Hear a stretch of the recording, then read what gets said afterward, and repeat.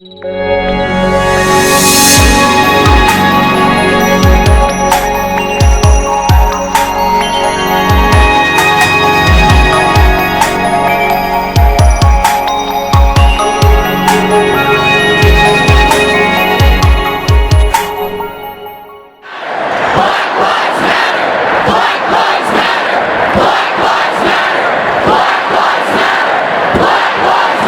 front of City Hall, when there are a different group here, much smaller, but leaders of our law enforcement community across Cumberland County and across the state, with a press conference trying to let you, our public, our black and brown community members, know that we try, we're here, we want to work with you. What I want to be accountable for is I really screwed up. And Jill, thanks for saying the F-bomb first. I appreciate that. I screwed up in that my last sentence was Black Lives Matter, Blue Lives Matter, all lives matter. I say every life matters. That is not what the purpose of this rally, the intention with all of the civil unrest, that I wanted to correct myself. I want to stand here in front of all of you. I've already created a video through the city of Westbrook to put it out as a press release. Talking about when Representative Talbot Ross talked about us leaders and putting actions, I'm summarizing in my words, putting actions behind our words. I want to apologize to all our black and brown community members, not just here locally, but nationally. I agree that I need to educate myself, and I need to continue to do that. And I thank you for partnering with me and continue to partner with me. Please, I do not deserve the applause. You deserve the applause. Thank you very much, and be safe.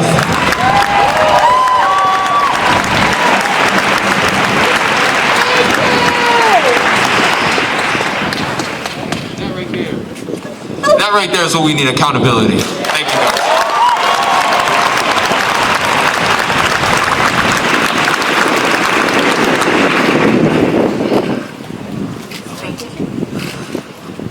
My name is Daisy Livingston. I'm from Utah, and because I'm adopted, I've never really known my past or my ancestors that have been through so much hard and sad things, like my sister Celebrity and my brother Christian. Like I've only seen them like once in my life. I want to see them again, but they've been through so much hard things. I've been through hard things. My family has been through hard things. Like, I don't know what to do now.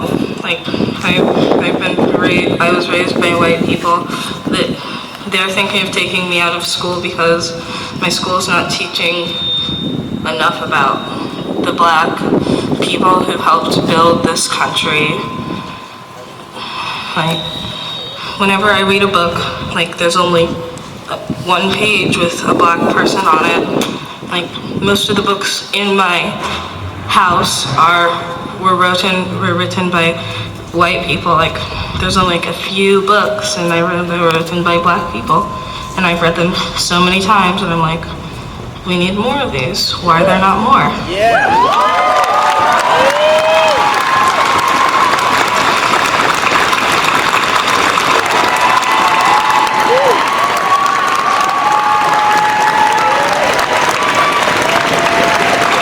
I'm really proud that we have a lot of people of color that are in powerful positions in this state. We have like 1% black, but I'm really, really appreciative of all the black people that are elected and that are in powerful positions. Thank you.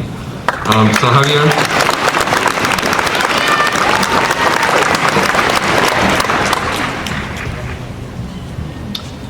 Good afternoon.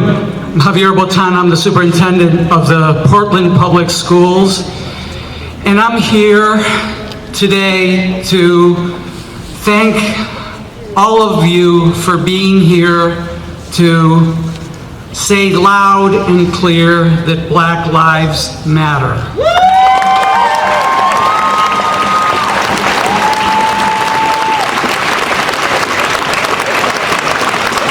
Our young friend who just spoke before me said everything that I need to say, which is that as a school system, as an American school system, as the Portland public school system, we are sorely lacking in our willingness to confront the reality that we are a racist institution at the core.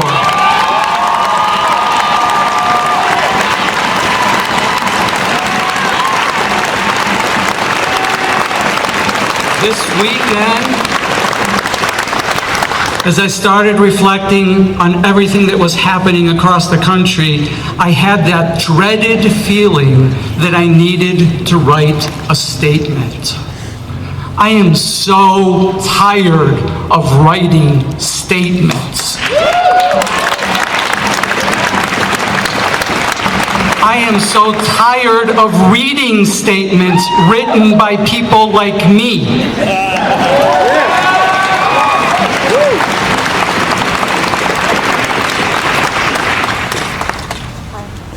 I couldn't think, what would I say this time? So I decided to say two things. One, how profoundly ashamed I am as a leader in this school system that 4 years after being here, we still have twice as many black children being disciplined than white children in a school system where black children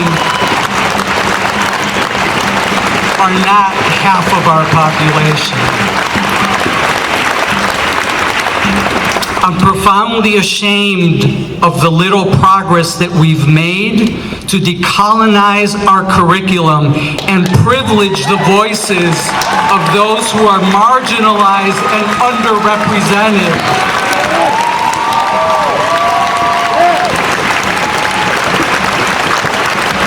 So that was one thing that I said. And then the second thing that I said is I called on all of my colleagues in the school system, my colleague administrators, my board members, our teachers, everyone in our school system to pledge themselves to look at our black students and our few black staff and say to them with conviction, Black lives matter. Black lives matter. Black lives matter! Black lives matter!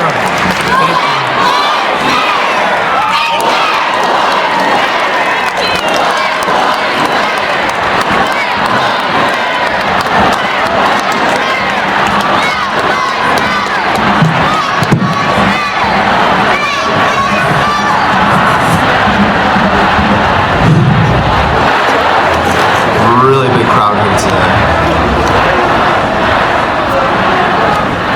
I'd like to start off by asking all the black people here who's been called the N-word.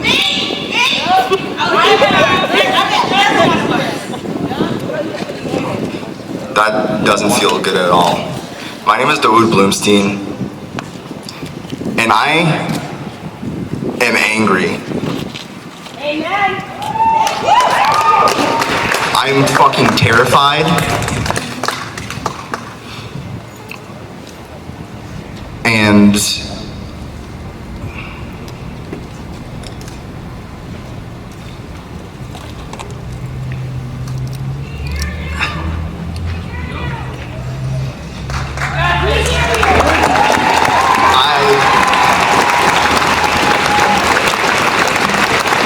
this just needs to stop. This needs to stop. We are human beings. We have feelings. We are made of blood and bone just like white people. We love so deeply. That's right. And we are beautiful.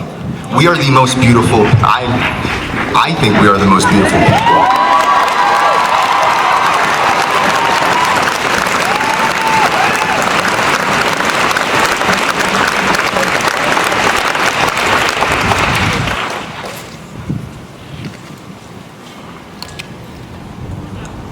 I just don't know what to say. I'm just, disappointment doesn't,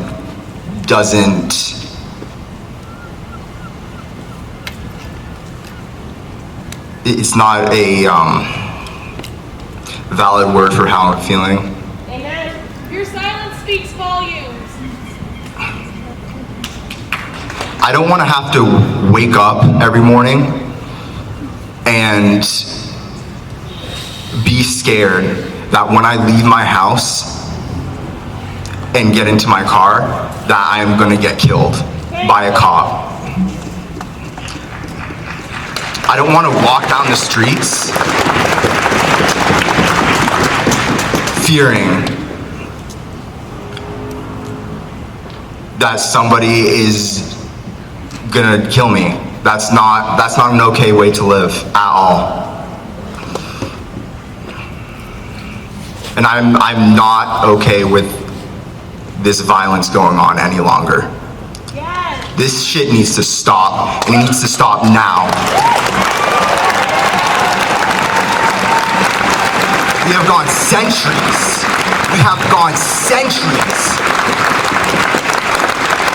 without being heard, without being acknowledged, and it stops now.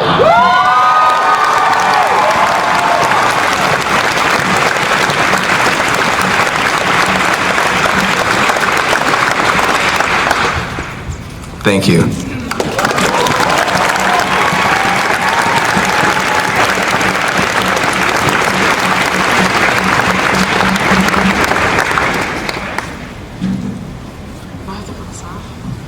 Hello.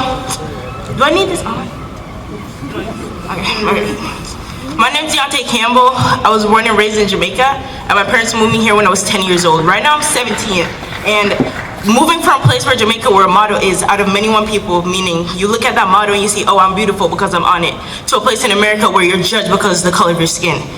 I decided that this is a great opportunity for me in my school because my school is very racist. I go to Sanford High School, a bunch of white people. I look like a fly in milk every single time I take pictures. So I made this little, I was gonna email him a little tiny email just saying the things that we need to change about our school. But it just got into so much, I feel like they told me to write a book. So, they were like, our principal, should I say their names? Should I call them out?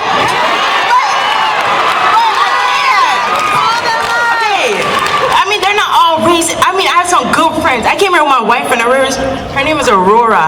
I came with her today because they support me. But this is what okay. I said, good afternoon, Mr. Peterman. As a 17-year-old, I've had many racist incidents at my school. And in 8th grade, I was sitting in class. I was not educated about the history of the word nigger. I did not know what the definition meant when I came here because in Jamaica, at our age, we didn't have a reason to teach kids that because we knew it was never going to be used against us when we were older. So 17 years old, a couple of months ago was the first time I ever took a class like this that got me prepared for this. If I did not take that class, a history class, Mr. Kane, that's my teacher. Michael Kane at Sanford High School is my teacher. If I did not take that class, I would not know how to defend myself right now. If a white person came up to say, oh, you're a nigger, I would not know how to do that. And I don't know, I'm just happy that everyone came here together. My friends are probably in the crowd. Wait, who's from Sanford? Wait. But all I'm trying to say is, let's just let our voices be heard today, you know? Let's turn it up. Yeah. Okay. And for the chant, when I came here late, so I was all the way in the back. Me and my friend, I was like, I gotta say something. So we came all the way to the front, and for a chant, when I wanna be like, we will rock you, you know what I'm saying? You like that one? You like that one? Does everyone know it? We will rock you. Rock you. We will rock you. Rock you. We will rock you. Rock you. We will rock you. Rock you.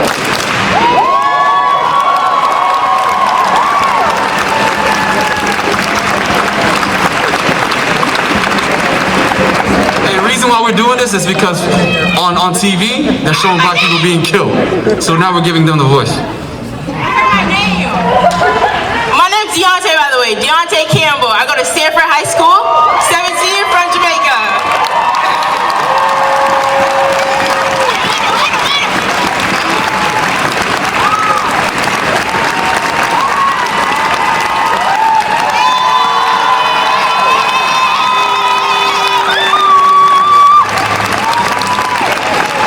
My mom does not know I'm here right now, so she said you can't go, it's gonna be too dangerous, but like pray for me. Hopefully I'll still be alive tomorrow.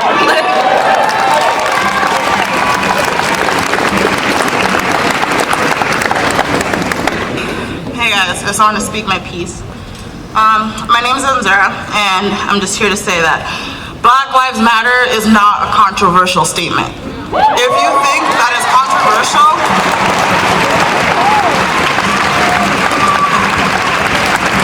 I don't want to see people enjoy black music and profit off of black athletes, but think Black Lives Matters is controversial.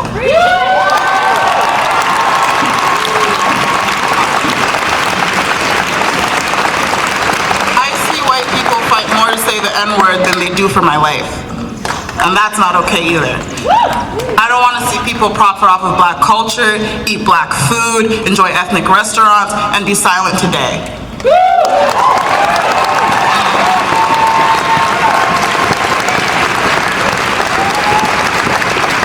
All Lives Matters is a protest against our protest, and the fact that people can't understand that is terrifying. There is no way you can say all lives matter and then find Black Matters offensive. That should be included in your cause.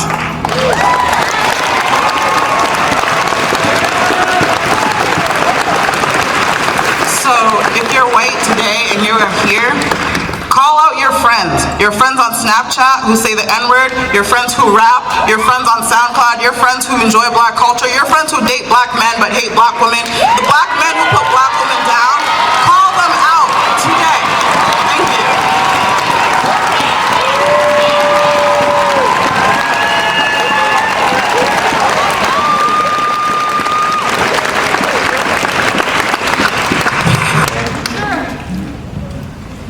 Since we're doing call-outs, I'd like to call out Dexter High School in Northern Maine for making a hateful post about me wrestling at senior state championships.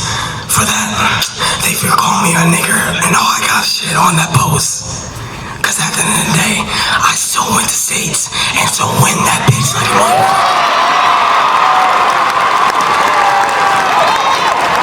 Alright, we're gonna try to keep this G-rated.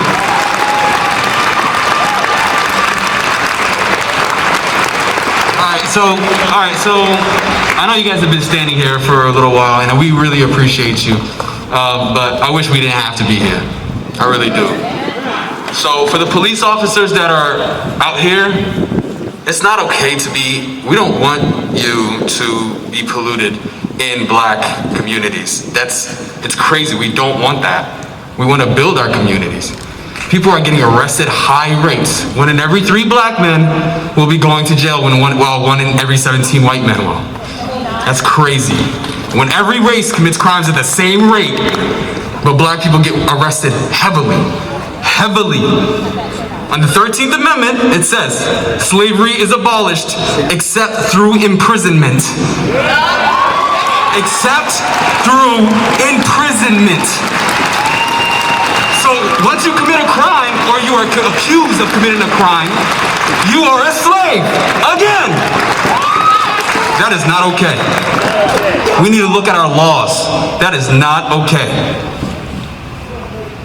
All right, so I just wanted to, before we wrap up and do all this by 6 o'clock, I wanted to share one of my poems that I wrote. I write poems that really talk about the system itself, but this one I was really angry about something, and a lot of my friends were passing away. A lot of kids I grew up with, they're not around right now. You don't see a lot of black men about my age around here in Portland. A lot of them got deported, a lot of them got 10 to 20 years in life, and it's messed up. They don't kill you just by guns and strangling. The system kills you, like it kills your life. You get addicted to drugs, You get addicted to things that you see that's around your area. It's crazy, man. We don't want to live like this. The system has created it like that. The redlining stuff, it's real. There's highways that divide the rich area and the poor areas. Look at Kennedy Park. There's a highway, and then there's North Deering. It's made like that. Cops are not at North Deering. Cops are in Kennedy Park. I'm serious. I'm just telling the truth. Anyways, here we go. The system is built to structure a game. A concept of blame on one's actions to shame, to get what they want from man to flame, and fuel this ongoing chain of sequence. It's business. As soon as someone says you did it, you're finished. No ifs, ands, or buts, it's written. Going through an adequate process of innocent until proven guilty. It's inadequate, it's lawless, it's a movement that's so filthy. You're lied to before and after that courtroom. From the lawyer of the day that was fed with a silver spoon, to the judge that was taught in classrooms with forefathers that had slaves called coons. As soon as you feel that metal on, you're doomed. It's a power strike from them upon to you. Now you hear your daughter's voice on the phone saying, come home. You're in your cell, sad, cold, and all alone. That emotional abuse shot right to the dome. As you hear the screams of displeasures, not of moans. See, they want you to admit to shit that's set on a script from a team of cops that sit and choose you from a list. Oh, he said this and your description may fit, so they make it look guaranteed a paper that you're in.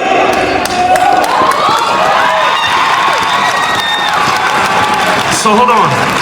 What I don't get is, if they're innocent, why lock them up in a cage until proven otherwise? The circumstances tell me different, so please justify. Locked from wrists to ankles, kind of like the slaves when they were told to walk on the ship in shankles. No options to walk on the plank though, only the strong survive while being strangled. Kind of like the deaths in prisons, so dismantled. Or when cops kill black as we once scrambled, singing songs while we hold and lit candles. But we protest wrong, so we get handled. We're brainwashed. I don't listen to what we're taught because poison has been filled through earshot. From a slave master to a badge and a gun, from a runaway slave to fleeing and run. I was always taught that white men love to hunt, but never imagined killing just for fun.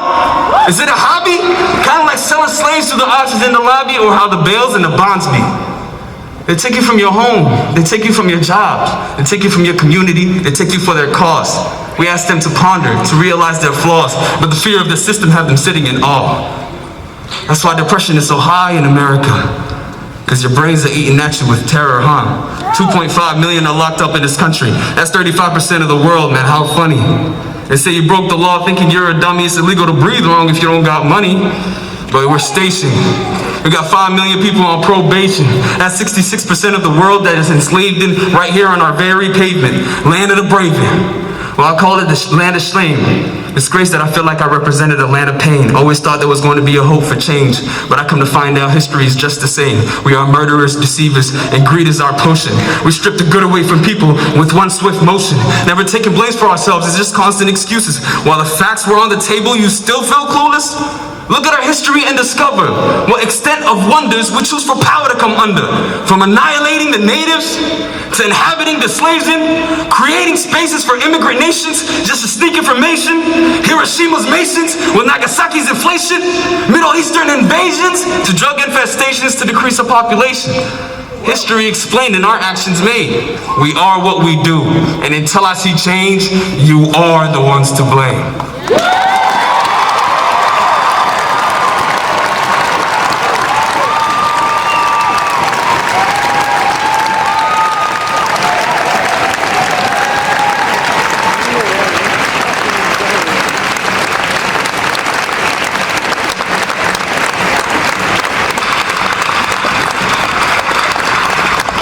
That was the best poem that I've ever listened to. Great job.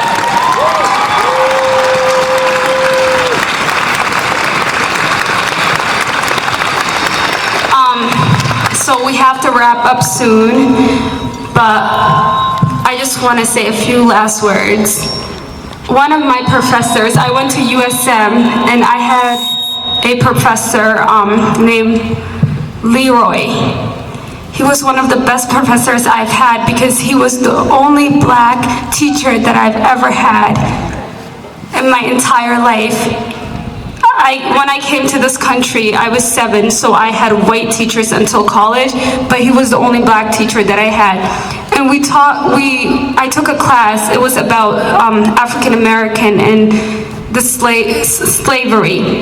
And in the class, you know, we were talking about how many people were lynched since slavery and during the civil rights movement. And I was like, so basically, black people are not being lynched, but the new lynching is using a gun and chokeholding black people. That is the new form of lynching that we are seeing. And I feel like every single day when we see these horrific videos of black people being murdered, we ask ourselves, what can we do? First of all, if you see a black person being stopped by the police, stay with them and be an ally. Right?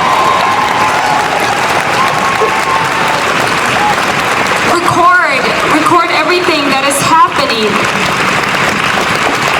Record everything that is happening, because a lot of officers are doing the wrong things, and sometimes those incidents are not recorded and they go unnoticed, so we don't know about it. Ahmaud Arbery, the reason why those two white supremacists were arrested is because we saw the video. So we always need people to record, to stand with black people, to stand with minorities, to stand with immigrants, and show your solidarity.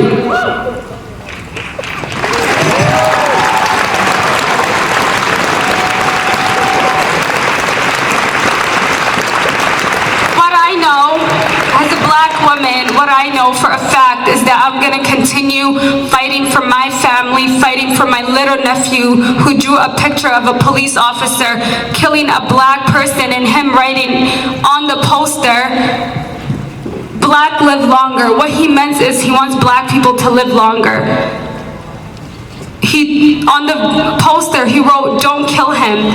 We were just talking about the incident and he took that and drew it out his emotion. What I know is that I will continue to support my nephews, my black brothers, my black sisters, to make sure that they feel supported. I will be on the streets protesting for them. If they can't be by my side, I will do everything that I can to fight for justice and for equality for our people, because we deserve it. And we're not even asking anymore, we are demanding.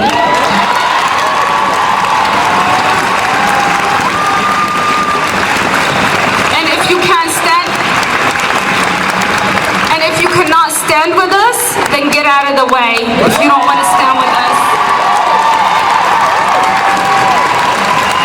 Every black person, we deserve to be treated like human beings. I am no longer gonna be saying this is normal, because this is not. I used to say, well, this is the new norm, this is what our people have to go through, but after today, I'm gonna fight till the end to make sure this does not happen again. I will not normalize this kind of behavior. I will not continue to be a part of those who continue to normalize this kind of behavior. It's unacceptable, and I want every black child, every black person in this country to feel safe, to live without trauma, and to be treated like human beings with respect and dignity.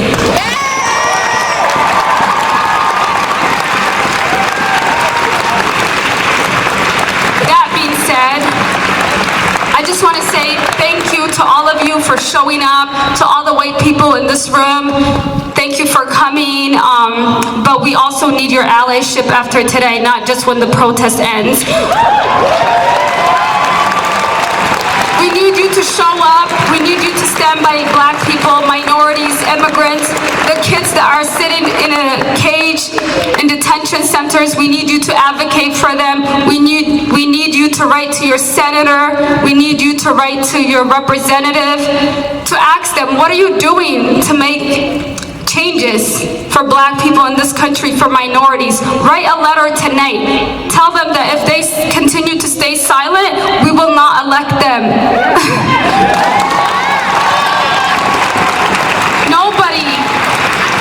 I know for a fact that any politician that does not write out a statement about what is happening in this country and that does not stand in solidarity with black people, they are not getting my vote.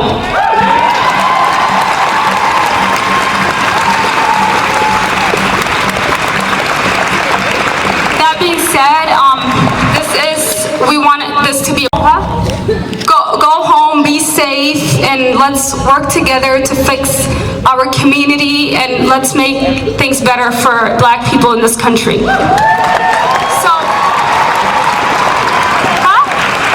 what? Oh, one more person? Two? Yeah, okay, 2 more speakers, and then I will do the chant at the end. We're here to listen to Black youth, so we will take up as much time that we need to listen to them. So yeah, welcome.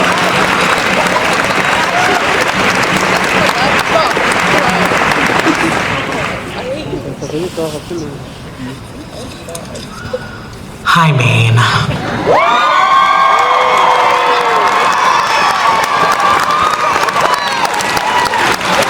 My name is Chartreuse Money.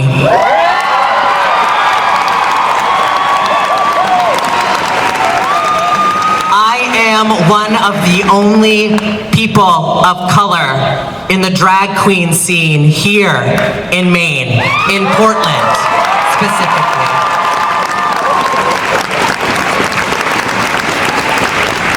I'm often told by my fellow drag community what to wear, how to do my makeup, how to wear my hair, what to say, what songs to do, what songs to not do.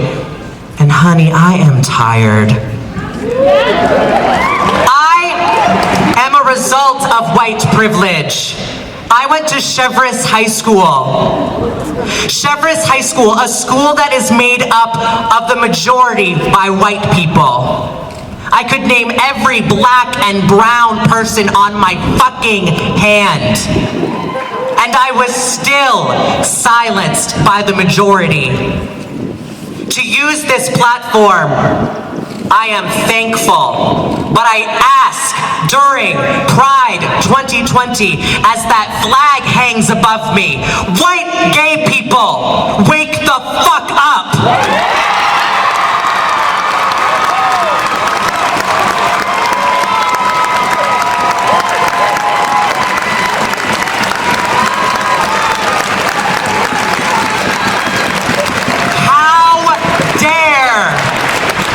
March the streets for marriage equality and do the least by posting a black square on Instagram. Shame on you! How dare you take up black spaces and forget that it was black trans women who threw the first brick at Stonewall?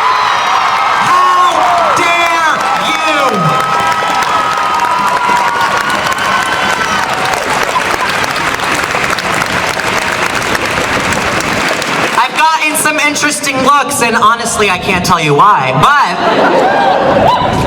I wonder, thanks baby, I wonder, where are my white drag queen sisters? Where are you?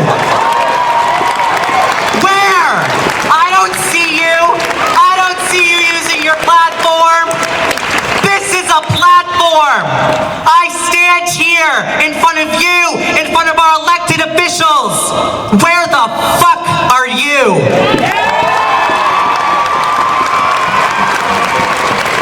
As an educator, I have the privilege of working with young people in this state of Maine. I work with white people, black people, brown people, Chinese people, other Asian people. I work with them all, honey, and let me tell you something. Until these children have equal representation within the institutions which they are forced to be a part of and learn from, until these children are learning the stories of Marsha P. Johnson, are learning the stories of black history and brown history, and why we called it the Spanish flu, until these young people who look to people like me for guidance can feel safe and know that they're growing up in a world that is full of empathy and compassion and equality, no one is free.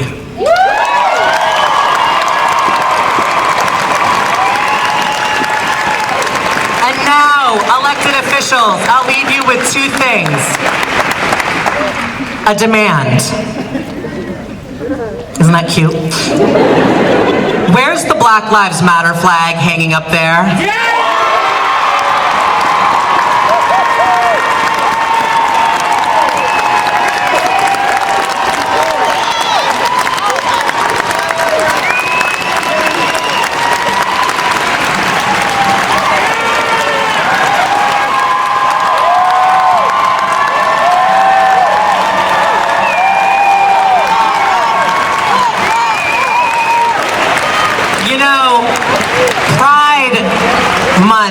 Is cute, it's great. It's fantastic to be able to celebrate all of the amazing things that the LGBT plus community has overcome. But we can't stay silent when the majority of America is silenced and murdered and executed on our streets every single day. So I'll leave you with this.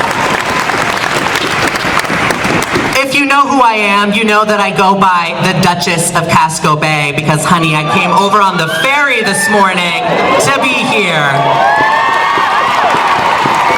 So as I sat last night, as I sat at my white adoptive parents' homes on the island, and I heard the noise and weird explosion-y sounds coming from across the still, silent bays, echoing off of the quiet homes of the privileged elite sitting on Casco Bay on the islands, I wrote a song, and I'd like to share it with you. It's called America Reimagined. Oh, beautiful for spacious skies, for anyone that's white, for dark and wide house vacancies, hide racist from the light.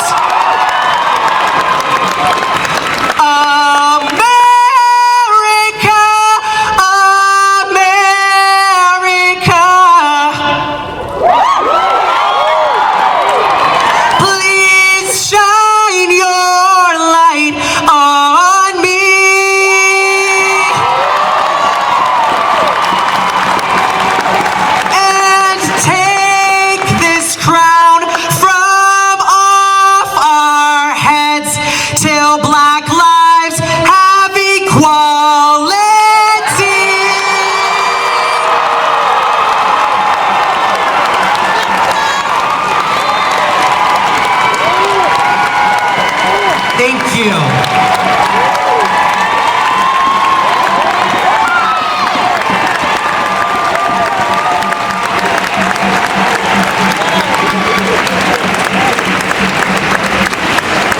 Hi y'all. That's a really tough act to follow, but I just wanted to add, we're having a protest tomorrow in South Portland at the South Portland High School from 6:45. We're gonna meet there and we're gonna leave at 7. We're gonna start walking at 7. It would be awesome to see you all there. We want as much support as possible. Thank you guys.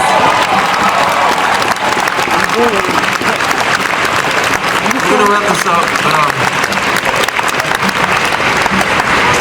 I know. Before we wrapped up though, I really wanted to talk about mental health. For the black youth, we all know that this is automatic PTSD, some type of trauma that comes with dealing with the system on an everyday basis. So I want all the white people to understand that while black people may look aggressive, no, that's fear, that's tired. So please, particularly the schools, we need more mental health clinics for black people and brown people. Free, making sure it's free. We ain't paying for it. We need to fix our mental health. And then for white people, there's an automatic, this bias thing that we have it, black people have it. We look at each other as aggressive. I have to retrain my brain sometimes and say, yo, I'm doing something wrong. It's messed up how this is implemented into our brains. We're brainwashed. So please try to be like, okay, I'm taught wrong. Let me look at this person, as a human being, as an innocent human being, and then approach them. And this is for every police officer too.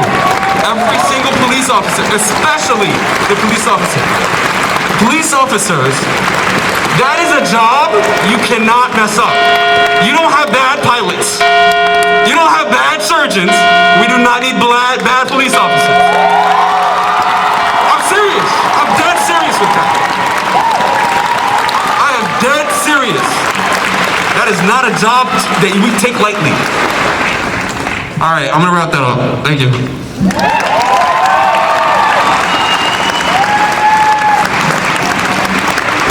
Before I wrap everything up, my niece wants me to read this. She's 14. She can't be here today, but this is for a message for the people that say all lives matter, and she wants me to read it, and then I'll wrap it up.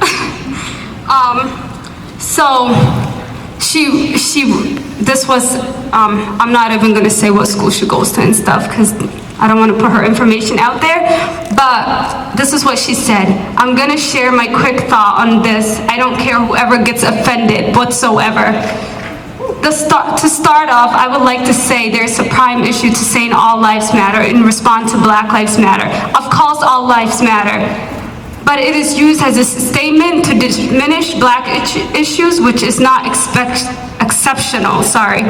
The purpose of Black Lives Matter movement isn't to exclude anyone, but to genuinely emphasize the lack of attention brought to the systemic racism and violence against Black people that are facing today.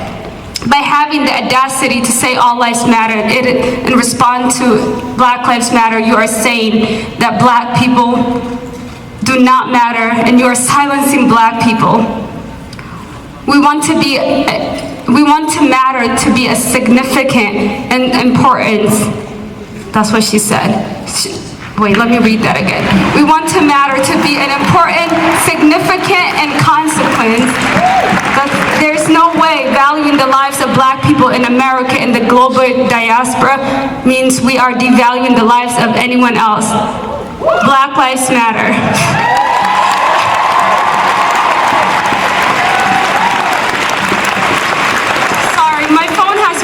All over it, so it was hard for me to read that. But that being said, let's wrap it up. We're gonna chant and everybody go home. Do what you gotta do, but go home peacefully. Thank you. Black Lives Matter. Black Lives Matter. Black Lives Matter. Black Lives Matter. Black Lives Matter. Black Lives Matter. Black Lives Matter. Black Lives Matter. Take a knee, everyone. Take a knee. Black Lives Matter.